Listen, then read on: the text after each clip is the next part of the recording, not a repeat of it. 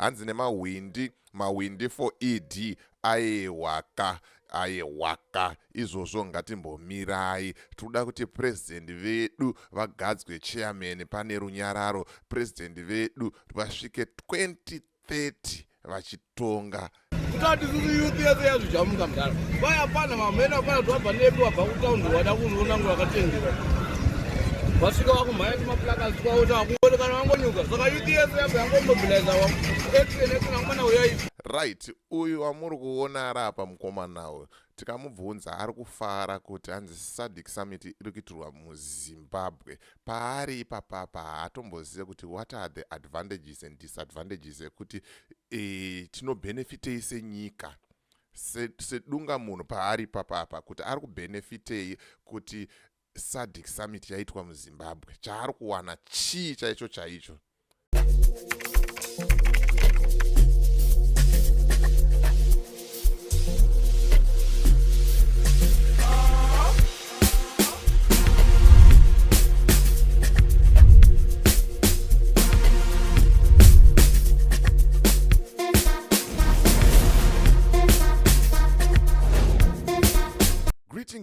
Greetings and more greetings to you good people. My name is DJ Holly and welcome to Pane Creative Studios. Chitubu che content, chitubu chisingapu, chitubu chinonwa nemunhu wese, chitubu chakavhenekwa chikaongororwa nana mazvikokota kunzi aiwaka. Chitubu ichi chine content iri healthy, content iri clean, content yakachena yakakodzera kunge ichikonsumwa nemunhu akaita kunge iwewe. Ndosaka uri panapa muzuva ranhasi. So if it's your first time here, dzvanya subscribe button and the notification bell so that you don't miss out on any exciting content uploaded. Kana wanga wagara uri mugaro wepanapa dango kutenda nekuti nekurumidza kubhadhara rent. Thank you very much for supporting Pane Creative Studios. Right, mawani ndambouya nenyaya yeSADC makuseni panapa ndadzoka futi nenyaya yemaprotesti aomanaka kunze kwacho kuri kupisa. Hanzi Mahwindi for ED aiwaka izvozvo ngatimbomirai. Tinoda kuti president vedu vagadzwe chairman pane runyararo,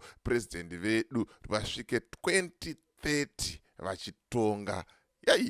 Maonero nemafungiro anosiyana. Ndozvandogara ndichitaura pai kuti munhu nemunhu ane mafungiro ake, munhu nemunhu ane maonero ake.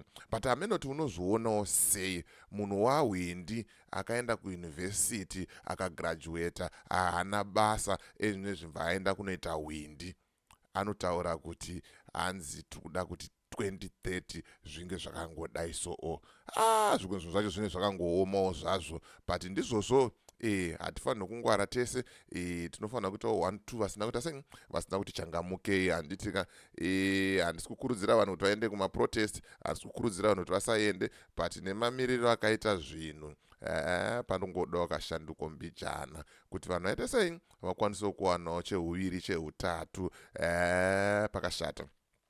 Ndapinda munyaya yangu, ndakuratidza vhidhiyo randinaro. Ndoda kuudza kuti kana une nyaya yaunayo yauroda kuti ndifambire, ndibate namba dzangu ndo idzo dziri pascreen idzo. Kana uine bhizimusi raunaro rauroda kuti ndishambadze, ndibate futi pasame namba ipapa. Handiti toita sei tofambira nyaya dzacho, zvinhu zvako zvoita sei, zvinhu zvako zvoendeka. Ndambotaura nezvegwenzi rinonzi Cytomed Herbal remedies. Ndikati gwenzi iri ndo gwenzi riri kutoita zvinhu, gwenzi iri ndo gwenzi riri kushanda. Saka ndiro gwenzi ramuri kuona apo rinorapa zvakasiyana siyana, zvirwere zvakasiyana siyana. Ende chakanakira gwenzi iri harina tumushonga twakaisirwa, natural herbs, midzi kuti aiwaka. Kana une mudumbu, une musana, une nyongo, une chino nechino, aiwa rinoshanda zvakanaka. Ende ndataura kuti ndichauya nehanzvadzi yangu panapa ndokuratidzai yotaura kuti zvinomboshanda sei, zvakamira sei, mozvinzwira mega, because vamwe vacho vanenge vachifunga kuti pamwe ndechisimbisa zvinhu zvisiko, but gwenzi iro reCytomed iro ndo riri kuita sei, riri kushanda. Handitika ngatisakanganwai. Ndogara ndichitaura kuti munhu anofanira kurongeka. Kana uri munhu rongeka, wanika une bank account handitika tiri kuti Michael ari kuvhura ma-FNB accounts, ari kuvhura ma-FNB accounts. Munhu woita sei worongekawo, saka bata nhamba idzo dziri pasi apo idzo wobatani wobata Michael okuita sei okuvhurira okuvhurira account handitika zvinhu zvako zvoita sei zvinhu zvako zvorongeka handitika. At the same time tiri panyaya iyoyo handitika tiri kuti kana une bhizimusi rako raunaro hombe kana diki riri kutanga kana kuti ragarisa risina mapepa, tiri kuti bata Owen ndiye uyoyo ari kutaura kuti ngatirejistei macompanies handitika. Saka bata Owen panhamba idzo dziri apo womutaurira kuti ndabva kuna DJ Holly, wataura ivo kuti iwewe ndiwe munhu wacho anokwanisa kuita sei kuti rejistera kambani handitika. Zvinhu zvako zvoita sei zvinhu zvako zvopinda mugwara handiti. Saka rega tijambire munyaya yangu ndikuratidzei kuti zviri kumbofamba sei, chii chiri kuitika. Vakomana vepamurehwa vazviramba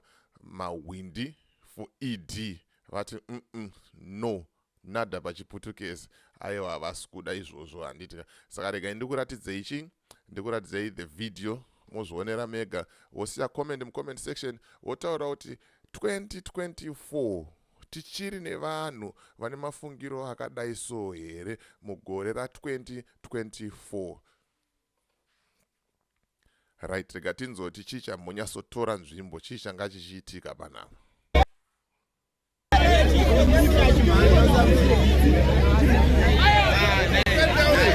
Mukona nezvitenge ichiitika iro manonoka baba mamuri kupokomera TV kutati sisi youth yese yazvijamuka mudhara vaya pana mamena pana twabva nepi wabva kutaundi wada kuzoona ngo wakatengera vasvika vakumhanya timaplakasi kwavo takuonekana vangonyuka. Saka youth yese yabva yangomobiliza action mwana uyaiti vakomana vabva vauya vayese zvese zvakuti vabva varamba kuti hatito zvemadhisinongozi kuitira tutane isusu kuti summit kuitwa muno muZimbabwe tikufara president wedu dati waite chairman ende vagwana mayuth ekuno kwamurehwa kuti president vati vange varipo kusvika 2030 zvozoitika kuno kwamurehwa zvakaita zatiite izvozvo mudhara ngavapene timaplakasi kwavo vapana vaimboka dzavanhu vapene.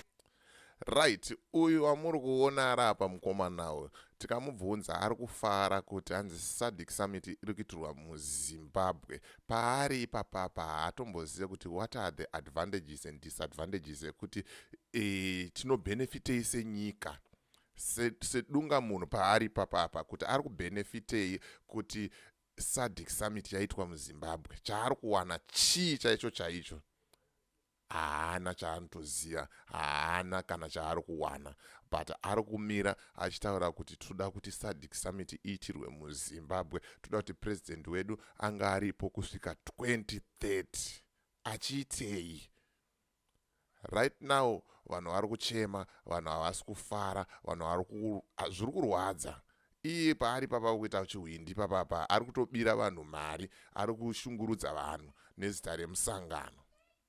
Anotaura kuti hanzi 2030 tichada kuti president wedu ange aripo. Amenoti munozvionawo sei kuti tichiri nevanhu vane thinking capacity yakadai so here munyika, because politics dzamanje manje idzi dza way beyond nyaya yebato, dzaakumberi kupfuura zvekubato kuti indosapota chakati. Nyaya hombe nedingindira hombe rinogara richitaurwa nevakuru kuti hanzi nyika inovakwa nevene vayo.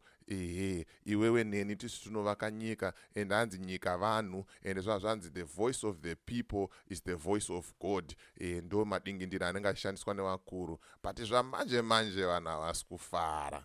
Zvinoreva izvo kuti Mwari haasi kufara. Makati voice of the Lord is the voice of the people, the voice of the people is the voice of the Lord. Saka amen kuti pachazoitwawo sei apa, but amen munozvionawo sei kuti mukomana wechidiki akadai so arida kufa ari hwindi, hanzi Mahwindi for ED. Pakashata baba, rega tinzwe zvedu pambera. Activists who tried to start a demonstration in Murewa today, 1 August 2024, clashed with Mahwindi for ED affiliate group. The 10 activists raised placards, inscribed messages against the ruling party and its president in the hope the mob will join in, but to their surprise, a group led by Nashu Piri, the chairman of Mahwindi for ED Murewa, chased them away in Murewa Center.